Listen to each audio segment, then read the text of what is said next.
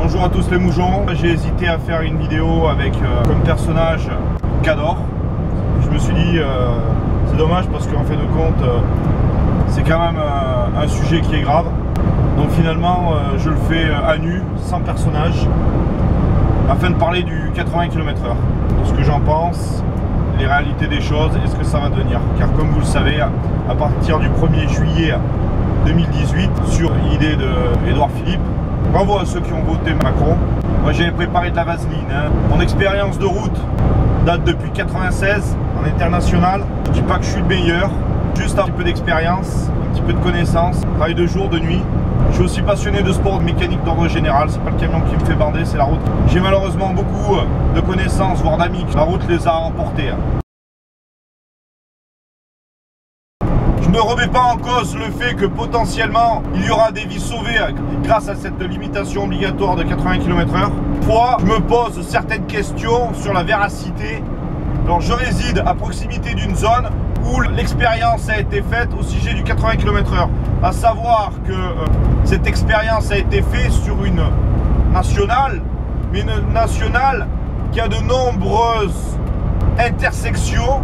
En l'occurrence, les 80 km/h à cet endroit-là ne sont pas idiotes pour la bonne et simple raison que de nombreux véhicules coupent la route à cet endroit-là pour accéder à des usines ou bien pour accéder d'une départementale ou d'une communale à une autre départementale ou à une autre communale. Donc je mets des réserves sur la véracité de cette expérience menée. 4000 morts, c'est énorme, c'est malheureux. À savoir qu'en France, on est 60 millions, si je dis pas de bêtises. Sur les 60 millions, 30 millions ont potentiellement le permis. À savoir que la France est un pays de transit. Donc, en plus des usagers de la route français, aussi les étrangers qui transitent par la France. Alors, la preuve que les infrastructures, que les véhicules, aussi le comportement des Français sont assez matures.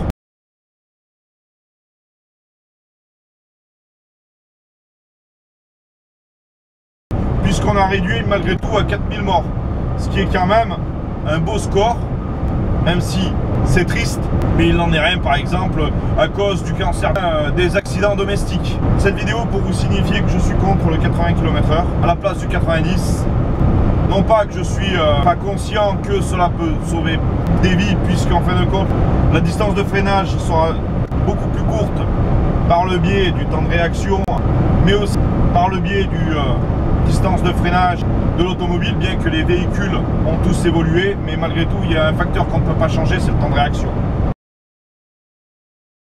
Mais là où ce qui est absurdité, c'est que je pense que c'était aux collectivités locales et non pas à Paris de décider. Je pense que les élus locaux, les préfets, mairies et autres sont plus à même d'avoir l'intelligence de savoir où et à quel endroit est le plus légitime de placer un panneau de vitesse. En plus ça, ils connaissent très bien le territoire, contrairement à Paris. Donc, concernant le 80, quels sont mes fondements qui prouvent comme quoi que c'est une bêtise? Bien, nous, en camion, on est limité à 80 km/h sur national.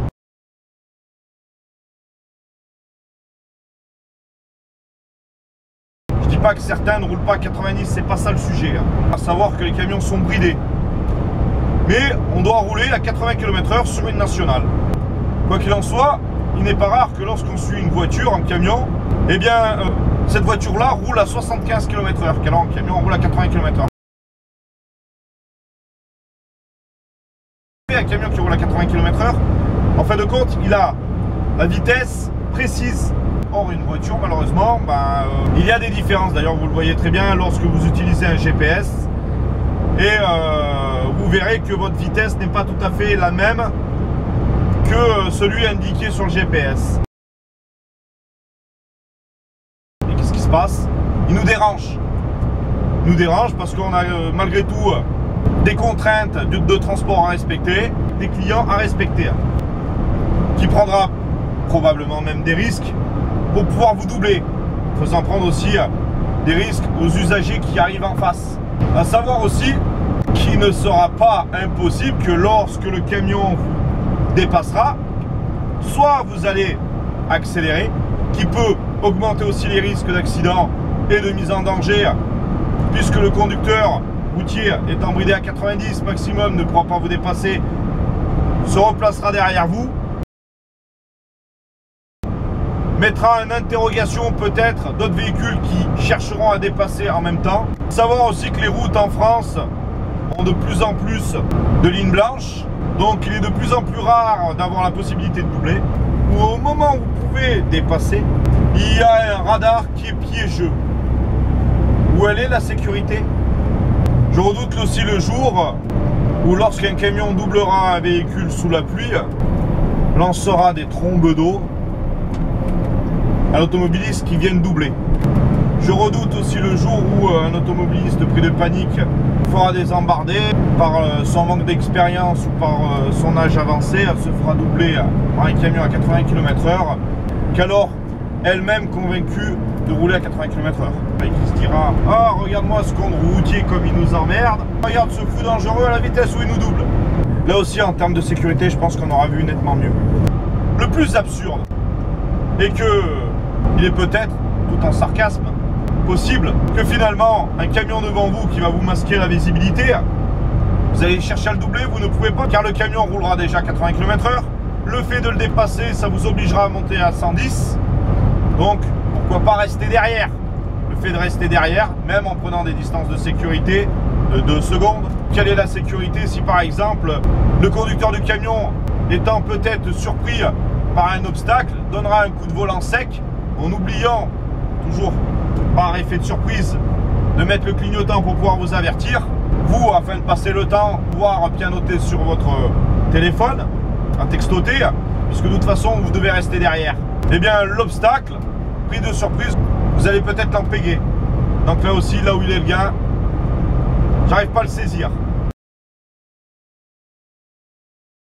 Le plus absurde de tous, c'est que vous allez avoir parfois des départementales, des communales, de la largeur d'un véhicule sur cette voie-là, où vous pouvez allègrement rencontrer des cyclistes, des promeneurs divers et variés, des chiens, des animaux, du gibier. Sur cette route-là, vous pourrez toujours rouler à 80 km/h.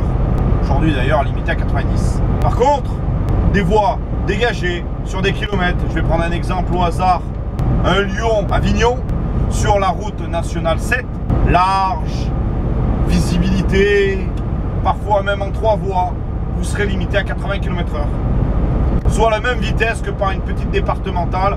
Alors je me suis demandé, peut-être que c'est pour vous inciter à prendre un maximum l'autoroute.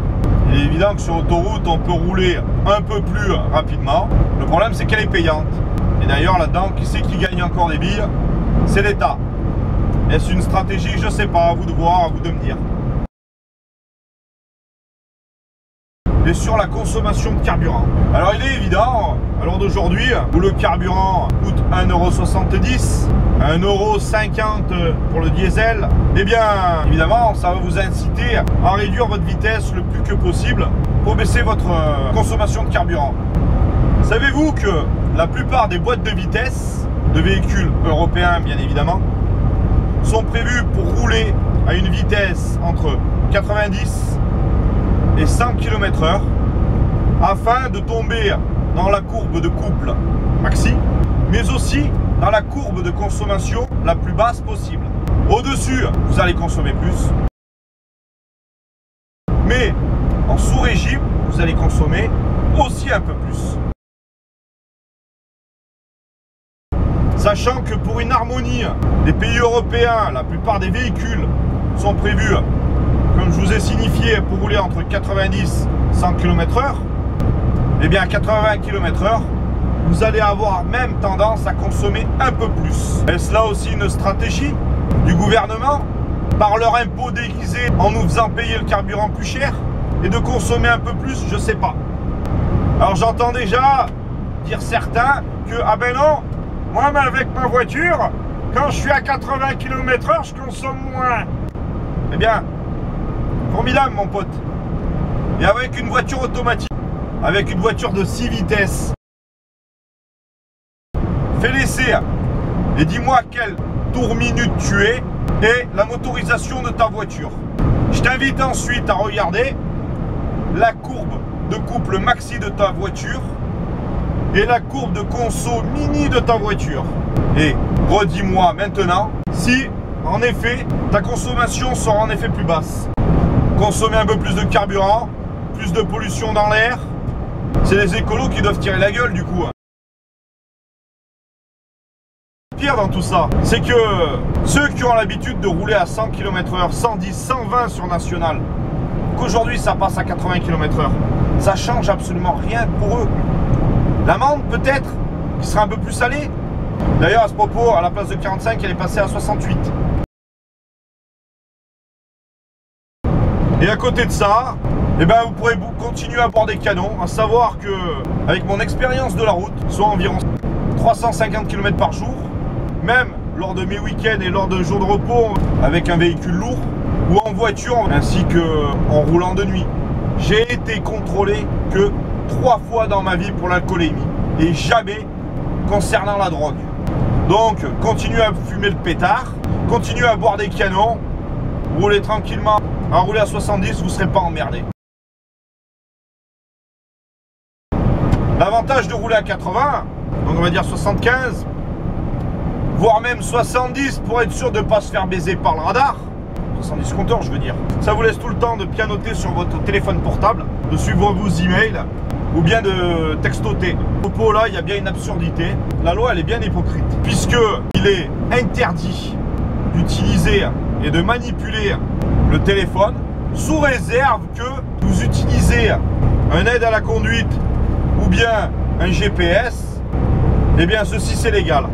Le pire dans tout ça de l'hypocrisie, c'est que aujourd'hui vous pouvez directement connecter votre portable au véhicule. Après certains me diront il faut réduire la vitesse du camion sur national. Reste que en vue du flux du fret, je pense cela une sérieuse utopie.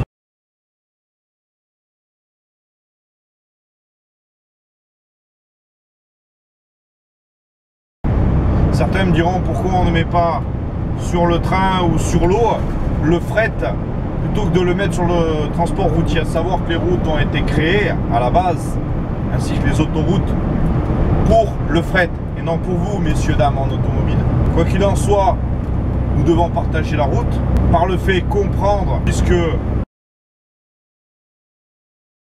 ne faut pas être individualiste. Combien de fois je vois aussi des voitures doublées, le conducteur se faisant doubler, refusant de lâcher la vitesse, le véhicule arrivant en face, convaincu qu'il est dans sa bonne foi, refuse de lâcher le pied. Par contre, n'oubliera pas de faire des appels de phare. Dans d'autres pays, ça peut passer à 3. En France, en tant qu'égoïste de la route, bien souvent ça finit au drame. Certains vont me dire le 80 km/h, la vitesse est facile de respecter. Il suffit simplement d'adapter sa vitesse au panneau. Ceux qui disent ça n'ont aucune expérience de la route, car je leur mets au défi de traverser la France sur la nationale et de me dire avec conviction de la vitesse où il faut rouler à un endroit précis. Bien souvent, vous n'avez même pas de panneau qui vous indique la vitesse à laquelle vous devez rouler. Et parfois, au hasard, vous voyez un rappel vitesse. Ensuite, qu'est-ce que nous devons faire? Être concentrés et regarder autour de nous, ainsi que faire le tour de nos rétroviseurs pour savoir ce qui se passe devant et derrière. Ou devons-nous nous concentrer, l'œil rivé sur le compteur de vitesse? C'est absurde. Et de faire attention de ne surtout pas dépasser. Je mets là aussi quiconque au défi, sans regarder le compteur, de savoir à la vitesse où vous roulez. Donc il est facile pour ceux qui n'ont pas d'expérience, voire même ceux qui n'ont pas de permis, de dire oui, pour ne pas avoir d'amende, il suffit simplement de respecter la limitation de vitesse. Suivant la topographie de la route, le régulateur de vitesse devient obsolète. Ne me dites pas que le régulateur de vitesse vous permet de conserver une vitesse adéquate, puisqu'avec le régulateur de vitesse, votre vitesse peut varier suivant la topographie et de votre puissance ou de masse du véhicule. Mais la plus grande absurdité, la plus grande hypocrisie de l'État, ainsi que des associations de sécurité routière, c'est qu'aujourd'hui nous avons la technologie, en France et bien ailleurs, pour pouvoir mettre sur les véhicules un limiteur de vitesse qui, suivant la topographie et suivant le parcours que l'on a à faire, grâce au GPS en l'occurrence, brider le véhicule à la vitesse de la topographie à venir. On nous propose une certaine liberté, une liberté de l'excès, une liberté de pouvoir prétendument dépasser.